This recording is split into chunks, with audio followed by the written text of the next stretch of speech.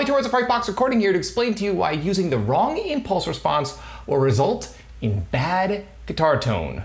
Now, more often than not, guitar players will stress over what head they're using, what fancy pants plugin they're using, if they're using the Axe effects, if they're using the Kemper, when in reality, your guitar cab and mic placement are two of the most important elements when it comes to dialing in a good guitar tone. Now, you might be wondering why I'm talking about cabs and mic placement when this video is about impulse responses, but here's the thing, we gotta remember what impulse responses actually are. They're snapshots of a cab and a particular mic placement on that cab. So in other words, an impulse response and a specific cab and mic placement are pretty much one and the same. So with that being said, you could have the fanciest guitar sim plugin under the sun, and if you have a bad impulse response loaded, you're gonna have some bad guitar tone. So in this video, I'm gonna demonstrate just how important a good impulse response is so you can hear firsthand how much of an effect the IR has on your guitar tone.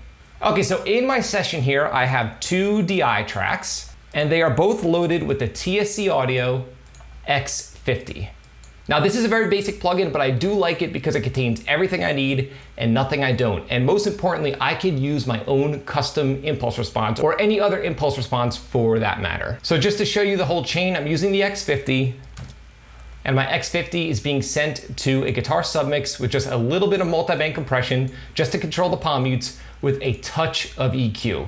Mainly just high passing and low passing and a little bit of attenuation in the lower mids and the upper mids. So nothing crazy going on with EQ. But you're gonna soon find out that your impulse response is infinitely more important than whatever EQ you have going on. So now that you know the exact chain that I'm using, I'm going to play the sample back and then we are going to dissect exactly what's happening.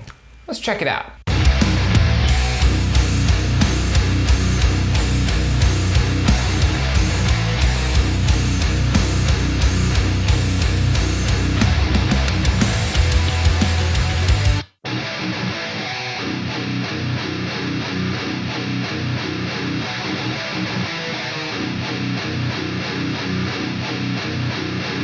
Okay, in my opinion, that is a pretty decent guitar tone. It's nice and full, but it's not muddy. It's crisp, but it's not too bitey. And again, I don't have anything complicated going on as far as processing on my guitars. And that's the way I like to keep it. I like my guitars sounding good at the source. And by the way, this sample is by my good friends in a band called Engaging the Enemy. I will leave a link to their music right within this video's description. The impulse response I'm using for this sample is my own custom impulse response of my favorite Mesa Boogie cabinet out of my studio. If you dig the tone you just heard, you could download the IR for absolutely free. I will leave a link right within this video's description. So again, in my opinion, that's a decent tone. Now I have some other impulse responses loaded into the plugin that I can switch to just to show you how much of a difference it makes in the tone. So I have another impulse response here that's an SM57 on a Marshall cab. I'm gonna play the track back with this particular impulse response just so you can hear how much of an impact it has on the guitar tone. Let's check it out.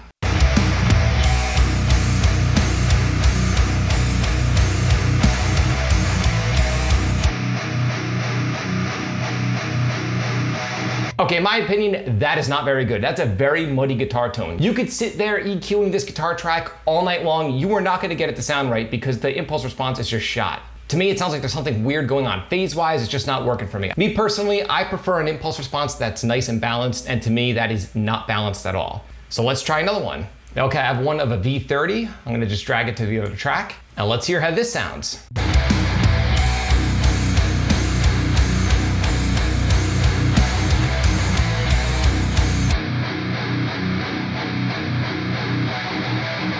Again, another problem with muddiness. This is an impulse response of a V30. I'm not too sure what cab they took it from, but I could never use this in a mix in a million years. It's just not working. And again, there's nothing you can do to fix a guitar tone like this other than reamp the guitars or switch to another impulse response. Okay, let's try one more. And here's another one of a Recto cab with an SM57.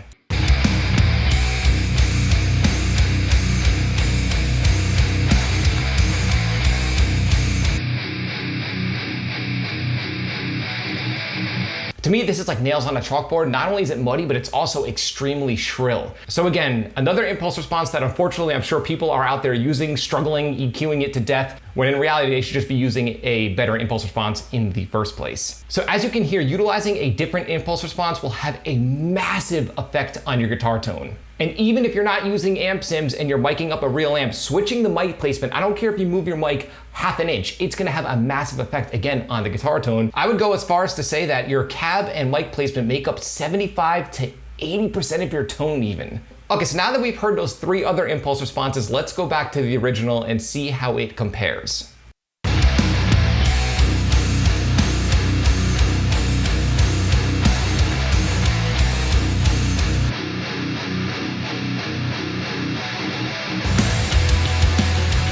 In my opinion, that's a million times better. The tone is just nice, even. There's nothing weird going on at the low end or the mid-range or the top end. There's nothing weird phase-wise happening. It's just a nice, solid, even guitar tone.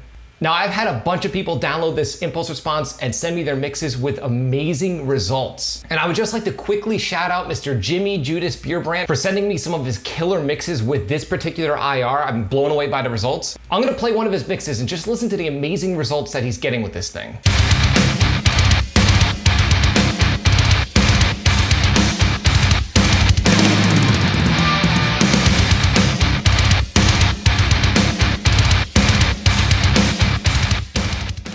Awesome, I love it, especially the guitar tone. It's nice, tight, meaty, and crystal clear. The way I like my metal guitars. So again, if you're struggling with your guitar tone, you're trying every amp sim plugin under the sun and nothing seems to be working, try switching to a different impulse response. It will literally make or break your guitar sound. And again, you could download this exact impulse response that I'm using in this video for absolutely free. There's a link below right within this video's description. Download it, use it in one of your mixes, and send me the results. I would love to hear it. If you found this video helpful, like, comment, subscribe, and share. And don't forget to click the little bell icon in order to be notified every time I upload one of weekly videos on all things metal and rock production. You can both like and follow me on Facebook and Instagram. Links are in the description below. Till next time, happy mixing.